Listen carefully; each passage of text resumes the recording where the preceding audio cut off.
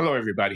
Glenn Loury here, Glenn Show. You've joined us this week to see myself with John McWhorter do our bi-weekly conversation for the Glenn Show. And I'm sorry to disappoint you because I'm a bit under the weather and in recovery from my surgical procedure, didn't really feel up to conducting the conversation with John this morning. So with your forbearance, with your patience, and your kindness, I ask you to forgive me as we substitute, instead of a live conversation, a montage of past discussions at the Glenn Show about a very important topic. That's the topic of race and IQ.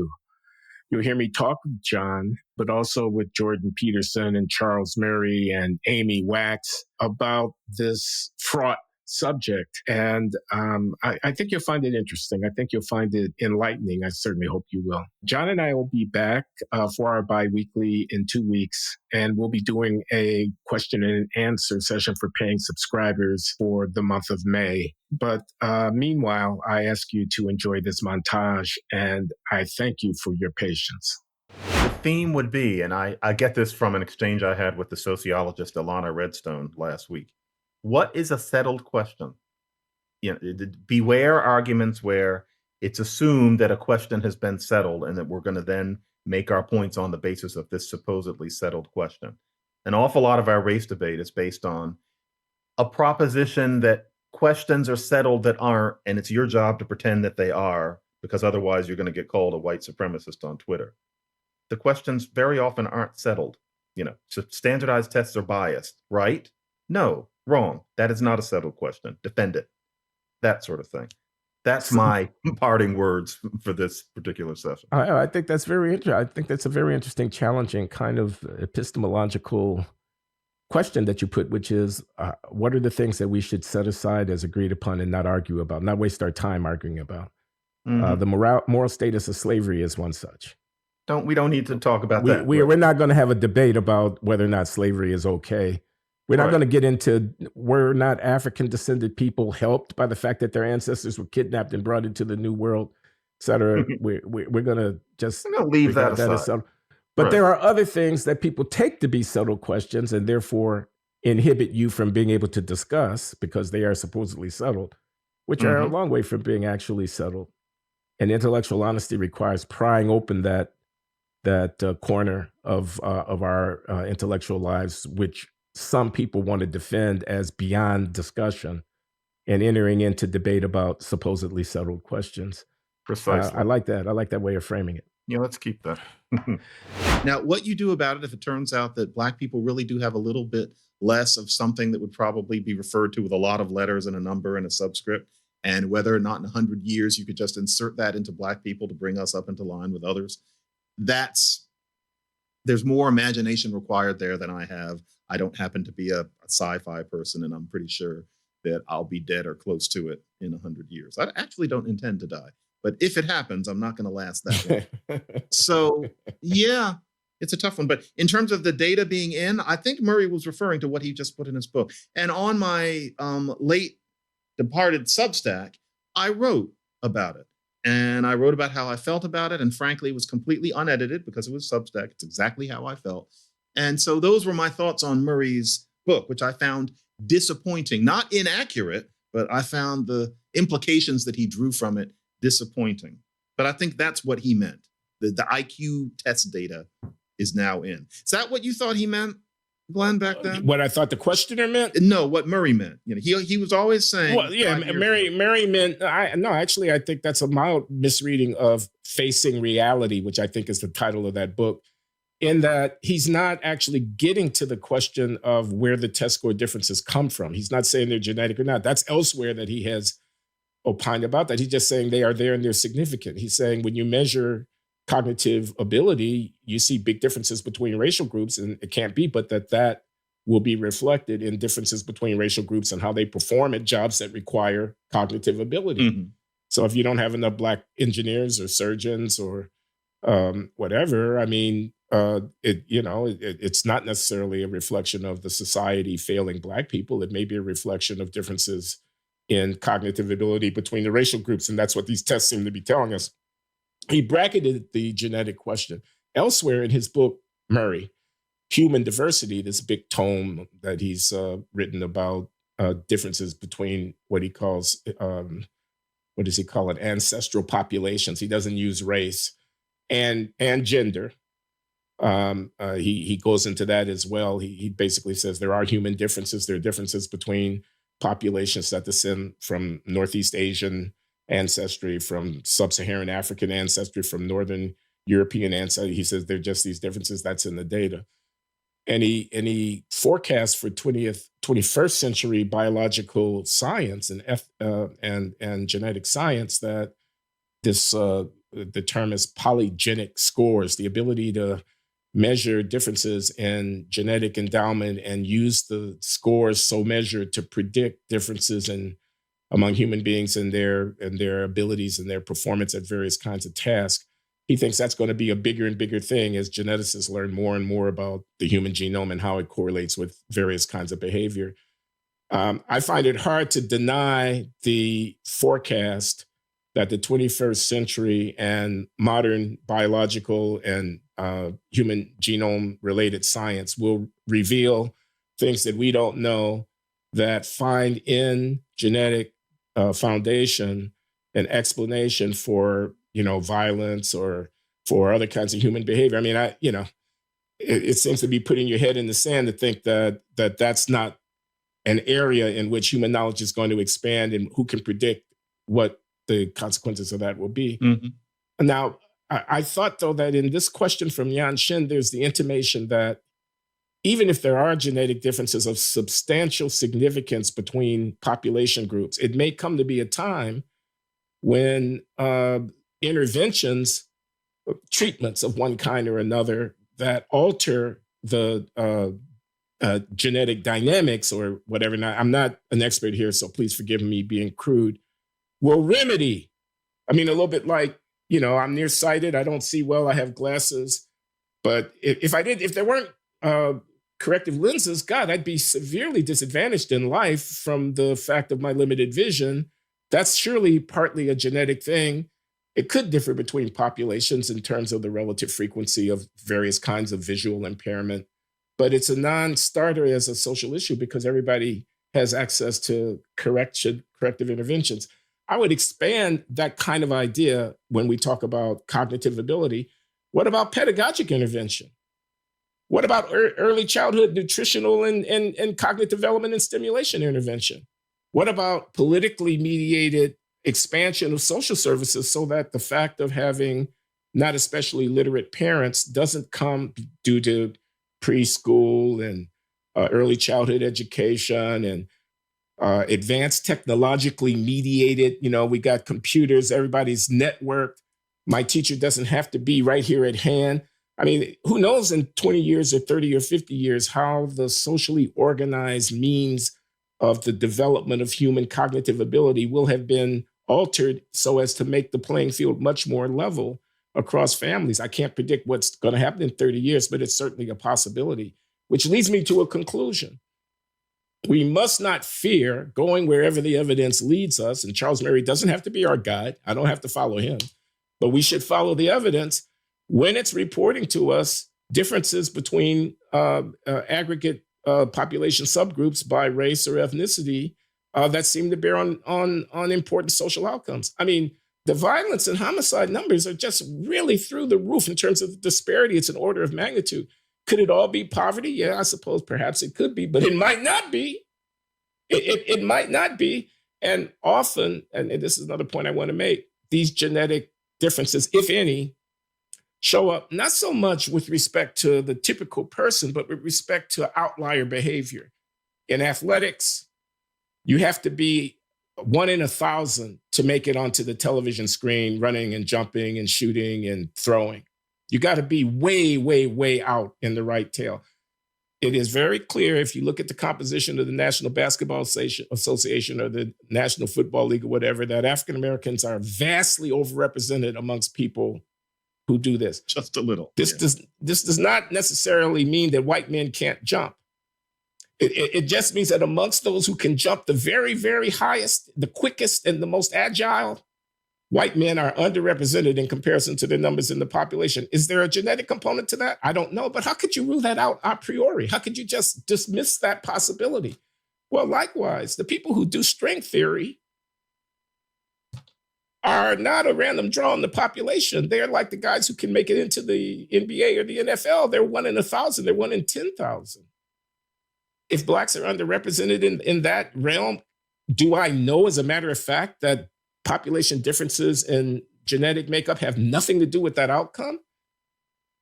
I mean, that's a political, not a scientific position. That's a question, it seems to me, that has to be allowed to be investigated. I disagree strenuously with some. I think of William Darity, the economist at Duke University, for example. We spoke of this briefly in a previous Glenn Show conversation you and I did, John, who say that if you allow for genetics to be considered as a possible explanatory factor in discussing differences amongst human beings and social outcomes, how much money they make, how well they do in school, how frequently they get in trouble with the law, et cetera. If you allow that, inevitably, it'll lead to a eugenicist, racist world where Black people will be on the short end of the stick. I disagree with that.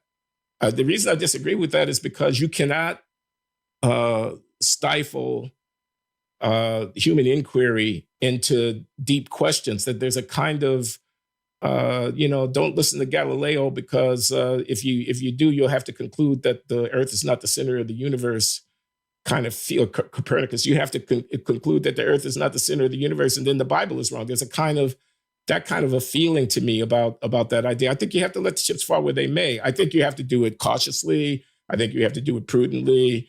I think the presumption is against quick arguments that attribute significant social differences between racial groups to genetics. I think we're a long, long way from being able to say anything of that sort, even though Charles Murray does border on doing exactly that. I disagree with Charles Murray about that. But I think the idea that you would foreclose inquiry of this sort is a terrifying thought. Former President Donald Trump, who just might become our next president too, was found guilty in a criminal case in New York. Let me use this story to show you a news service I've been using called Ground News. Ground News is a website and app that makes it easier to stay informed and not get trapped in an echo chamber. Thanks to Ground News, I get news from more than 50,000 sources across the world from every side of the political spectrum. Go to ground.news/Glenn Show to see for yourself. With each news story, I get a visual breakdown of the outlets that reported on it, their bias, their track record on staying true to the facts, and who owns them. In the case of Trump's guilty verdict, I see that the coverage leans left. Of the 610 sources that covered the story so far, 37% lean left and only 21% lean right. I can sort the sources and compare their headlines by switching between tabs labeled left, center, and right. One thing that stood out for me is that the left is much more likely to use the words convicted felon in the headline. For example, here's Slate. Donald Trump is a convicted felon. Let that sink in. Compare that to this headline from The Federalist on the right. Kangaroo Court convicts Trump in New York City Soviet show trial. Browsing headlines like this can be very informative and show you the political biases of different news outlets. I recommend going to ground.news/Glenn Show and trying it out for yourself. I like Ground News because it keeps me more engaged with the news and it helps me make informed decisions, something incredibly important as the election approaches. If you subscribe right now, you'll get 40% off their Vantage plan, which gives you unlimited access to all their features for $5 a month. This offer is only available through my link. So go to ground.news/Glenn Show or click the link in the video description. Join me in supporting an independent platform trying to make the news more transparent and accountable. I got to come back to ground zero, Charles. Do you think Black people are inferior genetically? No. Okay, well, I'm laughing because that's such a silly question. Tell me why it's a silly question, because that's a question that a lot of people are going to be asking me when they ask me, why did you have that guy on? He thinks Black people are inferior. Okay. Shall I unpack my answer a little bit? Sure. Okay.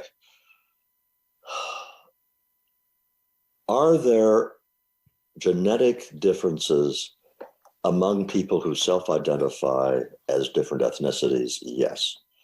The most clear differences are at the continental level, East Asia, Europe, Sub-Saharan Africa, and so forth. Are these genetic differences to be expected? Yes, absolutely. Somebody put it this way. He said, the chances that different groups that are separated geographically would have evolved exactly the same is about the same as the chance of dropping a handful of silver dollars and they all land on their edge.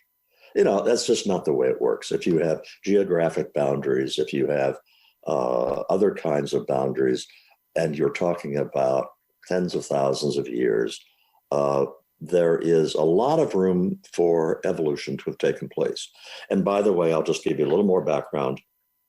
Sorry, I love to talk about this because it's fascinating, all right? But also people have a very wrong impression. People, Stephen Jay Gould was famous for this, said the races can't be different because we only dispersed out of Africa 65,000 years ago or whatever. And evolution by mutation just takes forever. There hasn't been time for major differences to occur. And at the time he made that point in the 1980s, that was a respectable way to look at it. Subsequently, especially after the sequencing of the genome, we've learned that you can get much more rapid evolution than that through the variation that is called standing variation. Okay, I won't go any further into that. I will simply say point number one is it's certainly true, and we already know it's true, that there are lots of population differences in various genetic variants. That is not a controversial statement among geneticists. Do we know what effects those have on a variety of traits? Not very much. Are we learning a lot more as time goes on? Yes, we are. Are these differences going to prove to be scary? No, they won't. There will be differences. They will be usually moderate or modest, and they all involve overlapping distributions. And Glenn, I swear, I am amazed by how otherwise intelligent people have such a hard time grasping the concept of overlapping distributions, which is to say you've got two bell curves, to coin a phrase, and they overlap. Millions of blacks are smarter than millions of whites, despite the existing difference in cognitive scores. And by the way, millions of whites are better coordinated than millions of blacks, despite the black dominance in major sports. So yes, you have differences between groups. They do not determine your fate. They don't lend themselves to superiority, inferiority, because they're bundles. If you think of the bundle of characteristics you have, you know of a whole bunch of things about you personally that are above average and below average and somewhere near the average, whether we are talking about beauty or charm or industriousness or whatever they are. You have this very complicated set of attributes. And the idea of saying you can say one of these set of attributes is superior and the other is inferior is just an abuse of the language. Okay. Let me stop you because there's a lot on the table. I want to try to summarize. So we're talking about populations, not about individuals. Right. The claim that populations which have descended from ancestors who were isolated from one another for long periods of time could have distributions of genetically determined traits that are different from one another is an uncontroversial, almost self-evident claim. That needn't be a big deal. Right. It certainly needn't be saying that any population is inferior, because there's not one trait, there's a lot of different kinds of traits which are differently distributed between these population groups, and they will manifest with different dimensions of human performance, because human performance isn't one thing. So far, so good. But here's the thing that I keep thinking about. Right tail selection. The prestige, and we live in a world where this stuff gets communicated so quickly. So people who are outstanding performers, who are in the professional sports, who are at the top of some intellectual thing, who are, innovators in some hard area of study or human activity, are going to be selected from way out here. And if I have two populations, they might, with overlapping curves, they might differ modestly at the mean, but the relative numbers that are way, way, way out there could be differing by quite a bit. Yeah. And that could drive the conversation. Yep. Not enough Black professors of economics. Well, let me not pat myself on the back, but I'll just report, this stuff is hard, guys. This stuff is very demanding. You want to get a PhD in economics, you had better be really, really sharp at the kind of stuff that economists do. I'm sure the same thing is true about philosophy, about English literature, and many other fields. And so we're looking for proportionality in the representation of professors of economics. I give that as one example. And we're operating against a backdrop where, according to Murray, the populations in question differ at the mean with respect to one of the traits. This is going to be your G factor intelligence trait that's really important to being effective as a professor of economics. And so it's unreasonable, it's unrealistic to expect that there would be racial proportionality there. And if you insist on it, you're going to get tyranny, because you're going to have to override the natural choices that people are making. And you're going to get resentment and quite possibly a lot of blowback and backlash from your insistence on something which is simply not feasible to accomplish if you maintain standards for everybody. Am I reading you? Yeah, and this plays out in all sorts of different ways. For those of you who are not mathematically oriented, what you just said about small differences in means can translate into big differences at the tails is statistically absolutely true. And so, well, here's an example of why you have to start thinking in terms of combinations of skills as opposed to any one dimension. If you're going to use the word inferior and superior, then whites better get used to the idea that they're inferior to East Asians, because the evidence is pretty clear that you have elevated visual spatial skills, especially among East Asians. And visual spatial skills are really, really important for operating at the extremes in STEM fields: science, technology, engineering, mathematics. Now there's a lot of argument at this point with whites, I think, being overrepresented and trying to make the argument, saying, well, yeah, the East Asians have elevated skills, but they don't have the same creativity and they don't have the same persistence and so forth that whites have. And so it's not the case that they are producing all these wonderful things the East Asians are that whites aren't producing.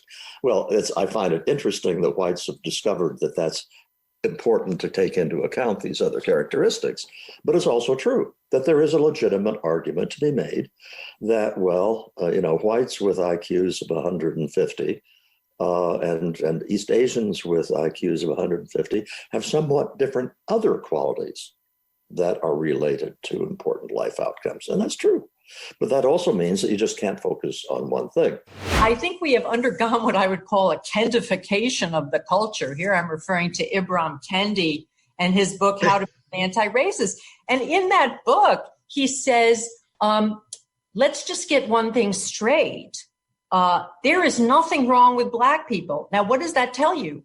You can't criticize them. You can't make generalizations. You can't make any sort of invidious comparison. You can't even consider the ways in which one group might empirically differ from another, regardless of the cause or what kind of corrective is down the road. So I think this talk of, the undeniable fact, I'm going to say this, of average IQ differences between whites and Blacks, which have been measured for forever and haven't really closed as an empirical matter, apart from what's causing them, that has become almost an absolute taboo. Just as we are in this era where all of the powers that be, and not just the renegades, but the establishment is saying, number one, every inequality that you see is due to racism. Okay, that's just an item of faith. That's a axiom of the religion. And we pledge that we are going to hire blacks and put blacks in all sorts of positions of authority, occupations from top to bottom. And we're going to do it now, right? Regardless of any of these measures of merit, any of this process of sort of preparing oneself for these positions, that's just off the table. And all of it taking place at the same time that there is this little group, this coterie of scientists who are trying to keep their head down and not attract too much notice, who are proving with ever greater empirical fortitude that the blank slate hypothesis is false. Okay, let me comment, Amy. So about Murray and his chapters on gender, he is at some pains to demonstrate, and I think he does demonstrate, the overwhelming accumulation of evidence to the effect, and this is the same argument that Steven Pinker makes in his book, The Blank Slate, that men and women are different in all kinds of ways, and it has far-reaching implications for things like occupational choice and how people want to spend their time and what they're interested in and so forth and so on. And the extension of that observation to ancestral population groups, so-called races, is a leap. I'm not sure that the evidence is sufficient in the same extent as Murray exhibits on the question of gender. I'd be open to inquiry into that. That's one thing. IQ no, difference. I don't disagree with that at all. I mean, I think that's why he spends so much time on gender, is that he recognizes absolutely correctly that the evidence on the biological basis for gender inclinations or differences, and here we are talking about inclinations, nobody thinks that gender differences are 100% biological by a long stretch, that the evidence there is much, much stronger. It's of much longer provenance. There are hormonal differences, there are morphological differences. So this point is worth dwelling on for a minute, isn't it? Because I think it has political implications. So the argument, and I don't know feminism as well as you might know the various waves and the literatures and whatnot, but the argument about gender equity and standing of women in society and whatnot, and differences between men and women, is a qualitatively different kind of argument, it seems to me, than the argument about population groups. And not only is the evidence not as robust in the case of population groups, but the political meaning, these are leaps, not the political meaning of formulating narratives about inequality in society in terms of causal accounts that give a constituent role to these kinds of natural human differences. The political meaning of such discourse is very, very different in the two cases, it seems to me. I invite your comment on this. I invite your comment because we're speculating to a certain degree. And yet, when we frame issues, when we frame issues with a particular narrative structure that essentializes unequal outcomes by imputing them to characters intrinsic to the persons in question, we're definitely making a political move, man. I mean, we're making claims about legitimacy of the disparity of access to resources and all of that. And I just think, given that the science is so, to some degree, indefinite about causation, not about the existence of differences as such, but about the connection between those and the outcomes that we care about, that it is so open-ended with respect to questions of interaction with the environment and intervention, because that was the point I was making earlier. Given that, I think we ought to really be slow. We ought to, maybe be a little bit less zealous and chest thumping when we invoke these natural differences in the case of talking about so-called races. Well, first of all, I'll agree with you. As I said, the evidence for gender, I think, is stronger. But, Glenn, if you talk to any academic feminist, I mean, honestly, they are going to absolutely reject the notion that one is more consequential and more controversial than the other. I mean, they are very upset by any suggestion that gender is not completely and 100% socially constructed. Now, I think that comes perilously close to flat earthism. I honestly do. But there are people out there. And I can give you proof positive that feminists take their blank slateism extremely seriously. I mean, I just read a review in PNAS of all the literature on gaps in occupation and in earnings between men and women by a very distinguished person, the person I know, sophisticated statistician. And she, in her discussion section, she very honestly lays out the data. But in her discussion section, she says, there will come a day when there is sufficient cultural change that all of these disparities will disappear. That is just a matter of changing the culture. Now, Glenn, if you believe that, that's terrifying. Actually, I mean, there's a come on. That's the camel's nose under the tent on a kind of tyranny, isn't it? I mean, the only way you're going to affect that outcome is if you subvert all of the other natural dynamics that are going on that cause sorting and differentiation and division based and upon choice. Yeah, that's what I'm talking about what interests you, about how you want to spend your time, about what you value, and what your orientations and inclinations are, and they do differ between men and women on the whole. And therefore, if you try to enforce equal outcomes, you're going to have to frustrate the consequences of those natural forces. And that's tyranny. That's a kind of tyranny. To you, the implications for justice and right and morality may be, less serious for gender. And I mean, I can see that point of view entirely. But I can tell you there are some people in some very influential positions, and especially key positions in academia, who simply disagree with you. Okay. Now, on the race question or the ancestry group question and all of that sort of thing, I agree that the evidence, here's how I would describe it. I would describe the evidence so far as I am aware of it, and I try to keep up with this field, is inconclusive.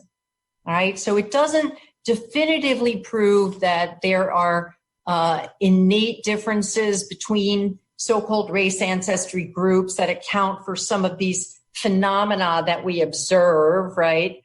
But it doesn't, in my mind, and this is the part that will get you into trouble, okay? I don't think it definitively disproves it by any means.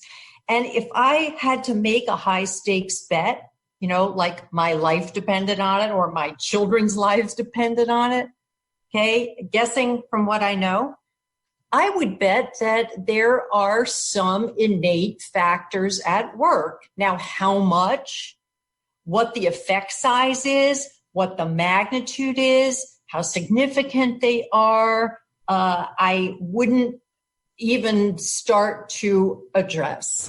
Let's talk about racial realism, which is something that you want to talk about. You say you're writing a piece. What is it, and what's at stake in the debate about racial realism?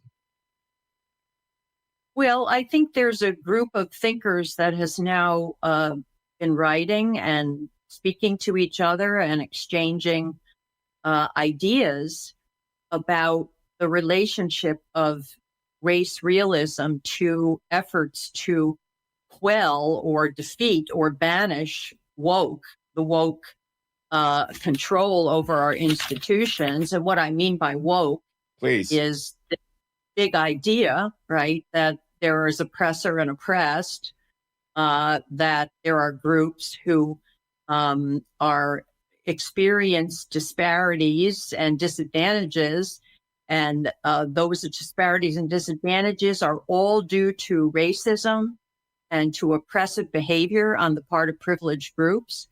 And therefore, we have to rearrange every aspect of society to ensure parity between those groups. This, of course, especially applies to Blacks. We see it in the university. We see it in the corporate sector, the nonprofit sector.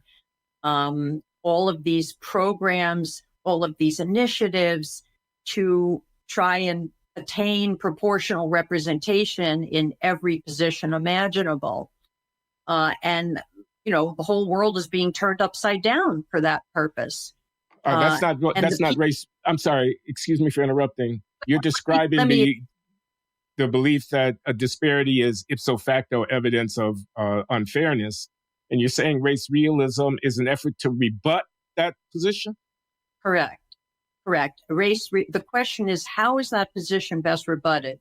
There has developed a consensus that the only way to defeat wokeism is to talk about the reality that there are disparities, real disparities in ability, in cognitive ability, in behaviors like criminality, which account for the fact that Blacks and maybe some other groups like Hispanics are underrepresented in certain positions. So let's take an example.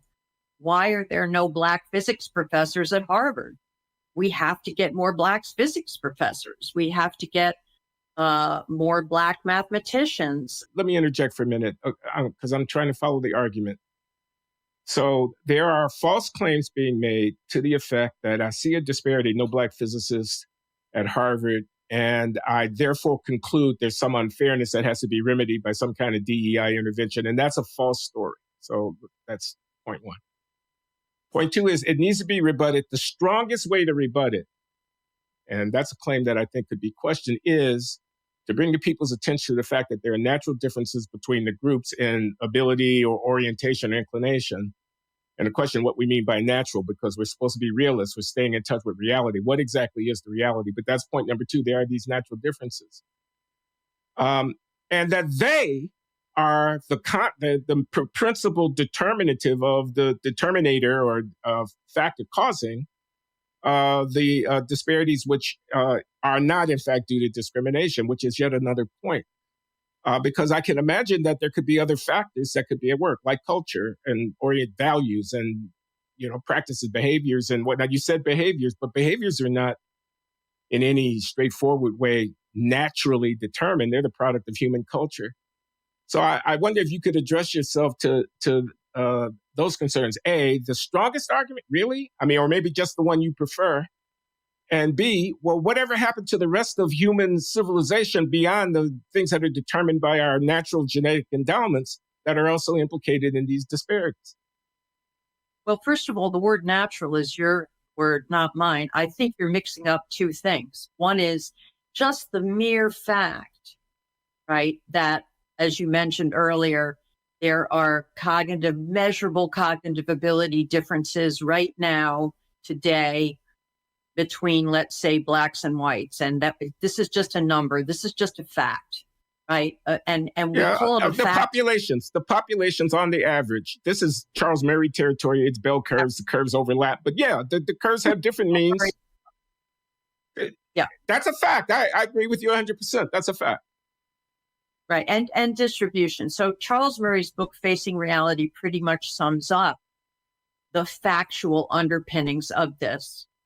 Just straightforward. And nobody, frankly, Glenn, even the people who are upset by this, like John McWhorter wrote a little bit about this, and Coleman Hughes is not too happy about it, Tom Sowell either, right? They have never seriously challenged the reality of these facts, that these facts are somehow false. They are, but they're not the only facts. That was the implication of my earlier intervention. Okay. They are facts, but they're not the only facts.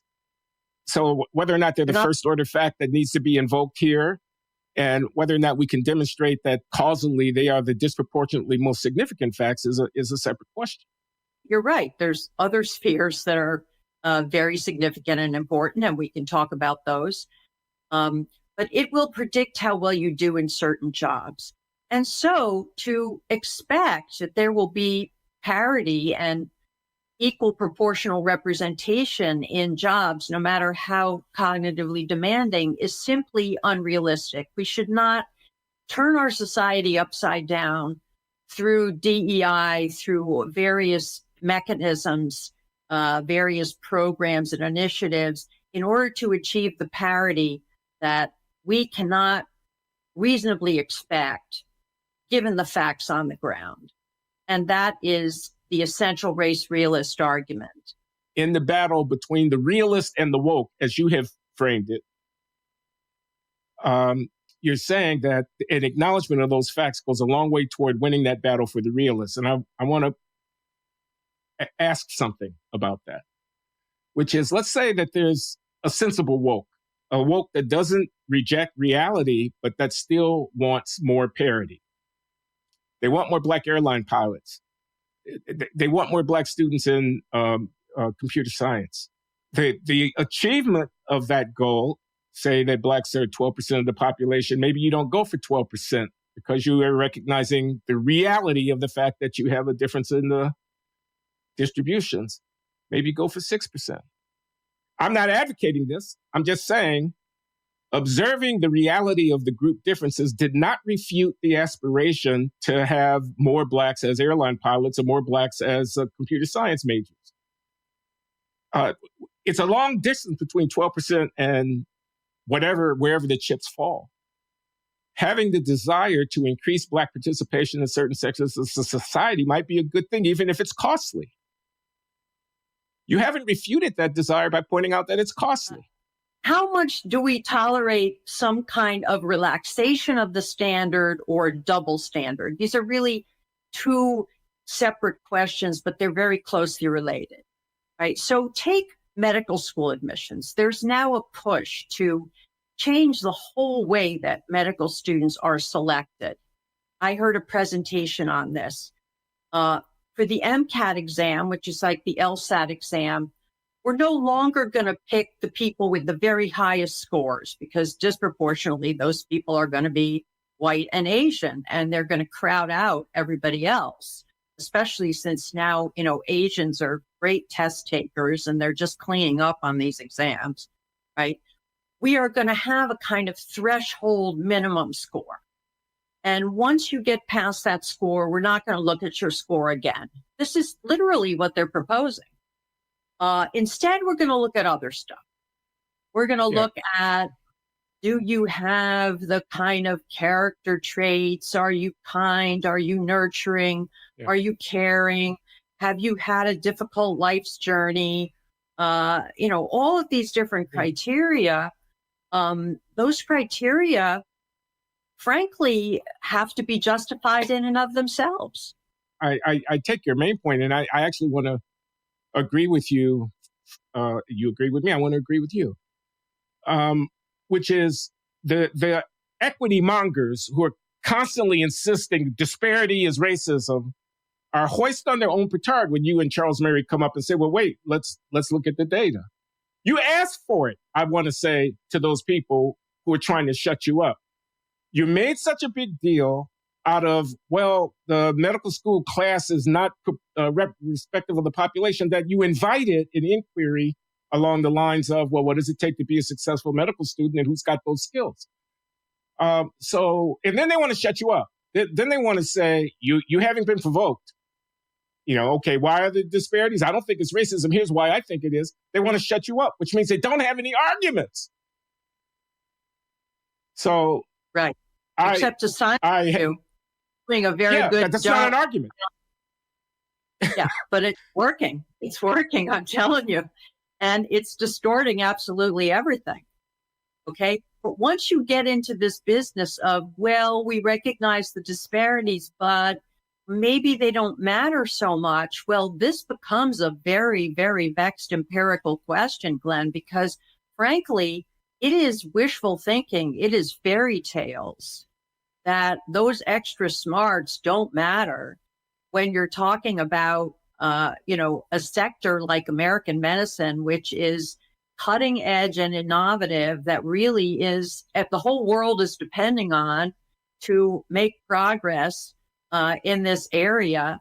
And, do we really want to sacrifice those extra IQ points for these vague, kind of muzzy, gauzy ideas of social justice? That makes me very nervous, frankly, because I think that we may be going down a very bad path here.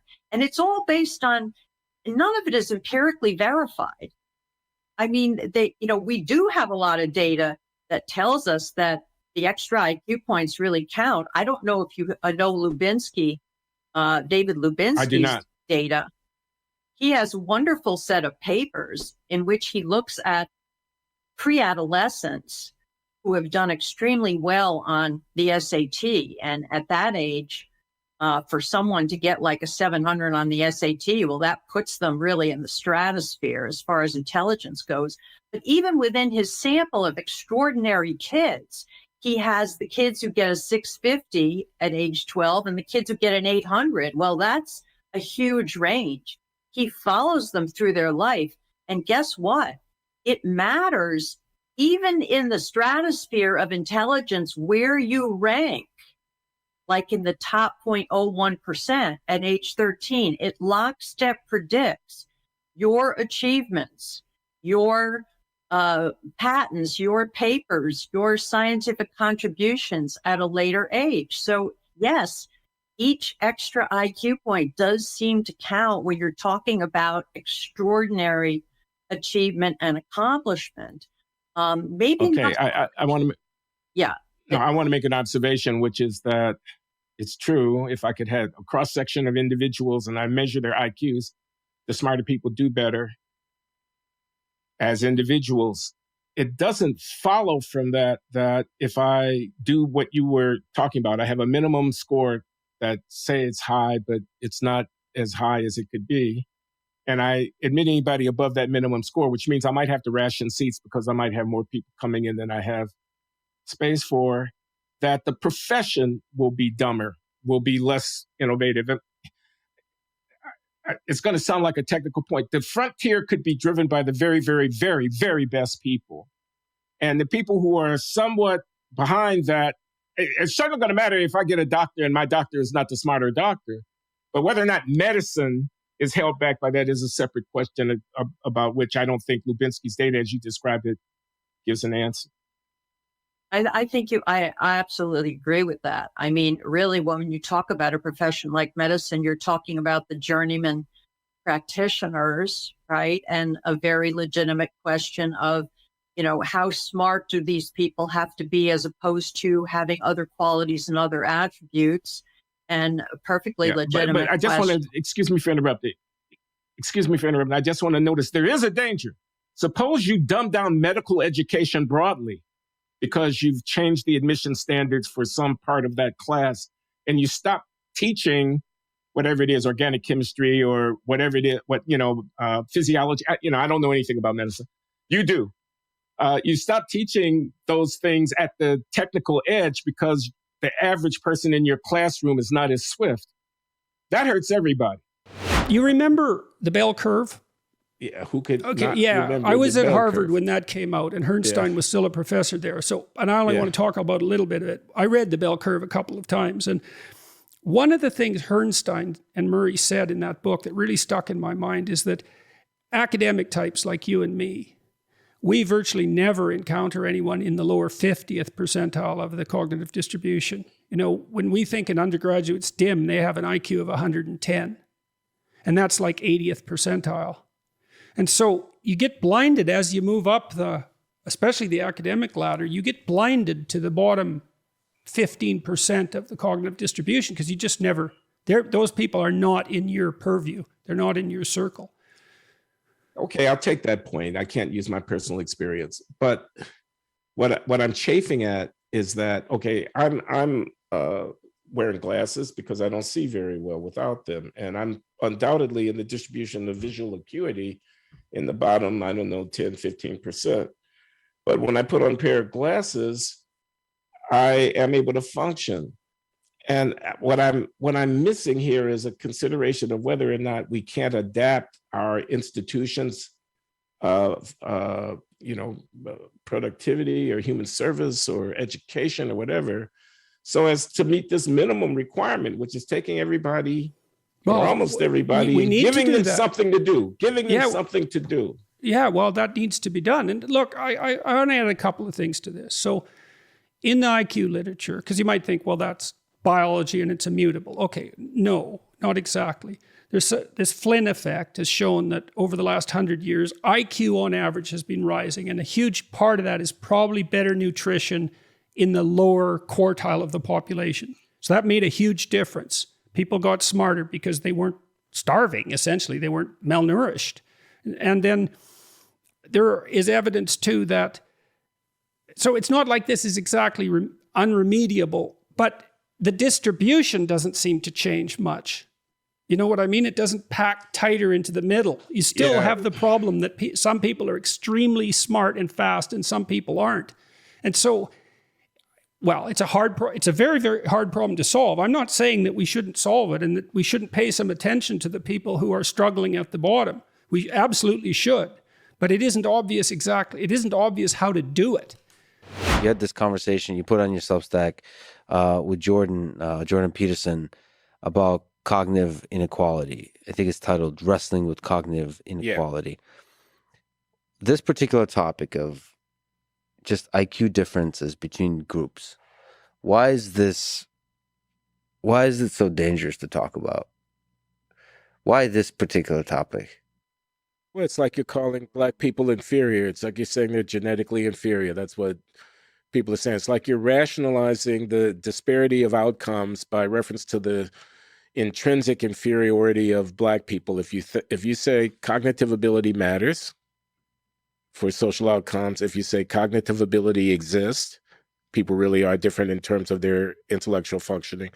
And if you say cognitive ability differences are substantial between racially defined populations, the sum of that, there is cognitive ability, it matters, and it differs by race, is the conclusion that outcome differences by race are in part due to natural differences between the populations.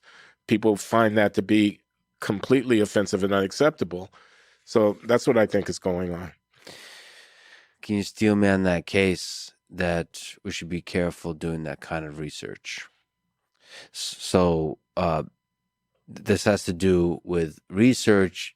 It's like the Nazis used Nietzsche in their propaganda, right? You can use, white supremacists could use conclusions, cherry pick conclusions of studies to push their agenda. Can you steel man the case that we should be careful? Yeah, I could do it at three levels. One is, what do we mean by cognitive ability? So there's many different kinds of intelligence a person might say. How good are IQ tests at measuring other kinds of human capacities that are pertinent to success in life, like temperament, like emotional intelligence, and so on. So intelligence is not a one-dimensional thing measured by G.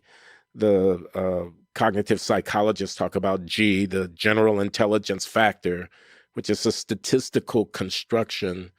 It's a factor analytic resolution of the correlation across individuals in their performance on a battery of different kind of tests, and they use that to define a general factor of intelligence. And a person could say that is a very narrow view of what human mental capacities actually are, and that it's much better to think about multidimensional measures of human mental functioning rather than a single cognitive ability measure, so-called IQ, which is a narrow construction that doesn't capture all of the subtle nuance of human difference in functioning. Functioning is not just the ability to recite backwards a sequence of numbers. I say 8, 7, 9, 5, 3, 2. You say 2, 3, 5, 7, 8, 9. It's not just that. Intelligence is a complex management of many different dimensions of human performance, including things like being able to stick with a task and not give up, things like being able to discipline and control your impulses so as to remain focused and so forth. That could be one dimension. I could start by questioning the very foundation of the argument for racial differences in cognitive ability by saying that your measure of cognitive ability is flawed. I could go to a higher level. I could say what we're really interested in is social outcomes, and the question of what factors influence social outcomes extends well beyond mental ability to many other things. So here's an example. Visual acuity. How well do you see? You're not wearing glasses. I am.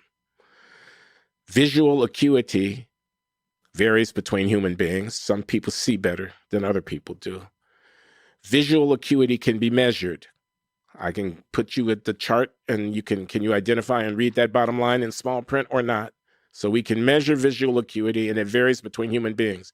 Visual acuity is partly genetic. I think that's undoubtedly true. We inherit genes that influence whether or not we are nearsighted or farsighted or astigmatic or whatever. So visual acuity differs between people and can be measured and is under genetic control. On the other hand, corrective lenses allow for us to level the playing field between people who are differently endowed in terms of visual acuity. Likewise, social outcomes are what we're really interested in: employment, earnings, whether or not they're law-abiding, how do they conduct themselves and their families and so forth amongst individuals. Yes, social outcomes are influenced by so-called cognitive ability, but they're influenced by many other things as well. If there are interventions that can be undertaken in society that level the playing field between people who have different natural endowments of cognitive ability, the fact that people or groups differ in cognitive ability becomes less significant, just like it's less significant that people differ with respect to how well they see when corrective lenses allow for the leveling of that playing field. There are, in fact, interventions, educational interventions, early childhood interventions that have been shown to level the playing field to create better life outcomes for people, even if they happen to be endowed with low intelligence. So a second level of arguing against this whole program of research on human differences in intelligence is to observe that, yes, human beings and perhaps racially defined groups may differ on the average in intellectual endowment, but there well may be social interventions that level the playing field, whether it's in education or in other kinds of programmatic interventions, especially for the poor. A final level of argument is the one that you alluded to, which is that if you talk like this, you're going to encourage a kind of politics which is very ugly, and it's best to frame the discussion in ways that don't put emphasis on racially defined natural differences between populations. That's an argument that I am myself personally conflicted about. On the one hand, I think, those people are just stupid. It is racist, okay? Yeah. On the other hand, I think the calculation, we shouldn't do this kind of research. Suppose I'm at the National Science Foundation. A research team submits a proposal. The proposal proposes to undertake a study. The study would explore the extent to which people and racial groups differ with respect to their intellectual performance and how that's influenced by their genetic and environmental interaction. And I decide not to fund the study based on a political calculation that the subject is too sensitive. And if you explore that subject, you might get the wrong answer. And if you get the wrong answer, the white supremacists will be encouraged. Well, that is presuming before the research is done that I know the outcome of the research and that I can calculate what the political consequence of the research outcome is going to be. That's assuming the thing before you even know what the thing actually is. It's a kind of omniscience. It presumes that you, as the master of the universe, can tell people what it is that people are being treated like children, what it is that they're capable of knowing and what it is that they're not capable of knowing. It would be like someone saying to Einstein, I don't know about that special relativity theory. It could well lead to the development of technologies that would allow nuclear weapons, or someone saying that Oppenheimer, who was a physicist overseeing the Manhattan Project where the U.S. developed nuclear weapons capacity, don't carry out that project because the results of acquiring that knowledge may be more than we can deal with. Or someone saying to someone doing biomedical research who's interested in exploring the nature of the human genome, don't carry out that experiment, that cloning undertaking, whatever, because the consequences could be deleterious. Well, the consequences could be deleterious. The consequences could also be the cure of cancer. The consequences could also be being able to generate electric power without producing carbon effluent. So who are you to tell me, you being the person in the political position to control the research, what the consequence of doing the research is? I think I don't want to cede that kind of power to politicians over the course of human inquiry. So, yes, I would want there to be regulations governing the use of biologically sensitive and potentially dangerous pathogens in a lab in Wuhan or any place else. I would not want to simply leave that to laissez-faire. On the other hand, I think that the tendency to try to shut down inquiry on behalf of supposed adverse political consequences is the road to ignorance and impoverishment at the end of the day for humankind, denying ourselves the potential benefits of that kind of inquiry. I think we need to take our chances with inquiry rather than to try to control it. And I feel that way about the exploration of human intelligence as much as anything else. So you've asked me to steelman the case against research on IQ of the sort that Charles Murray is famous for popularizing. And I've said, A, your measure of intelligence is single dimensional and it ought to be multidimensional. I've said, B, the consequences of people's differing in intelligence depends not only on the natural endowments of the people, but also on the environment and the potential for intervening in that environment through one or another kind of instrument, as the metaphorical example of the use of corrective lenses to level the playing field between people with different visual acuity indicates. But finally, I've said, yes, research on racial differences in IQ can foster political beliefs that we would regard to be noxious. On the other hand, to presume that what we don't know yet and might find out from the research is going to be harmful is to assume a kind of presumption or of knowing what the outcome of unknown processes might be, which we ought to be very slow to embrace, because if we had done so in the past, we wouldn't have nuclear power. There's a lot of things that we wouldn't know. I mean, what were people saying about Darwin and exploration of the evolution and origin of the species?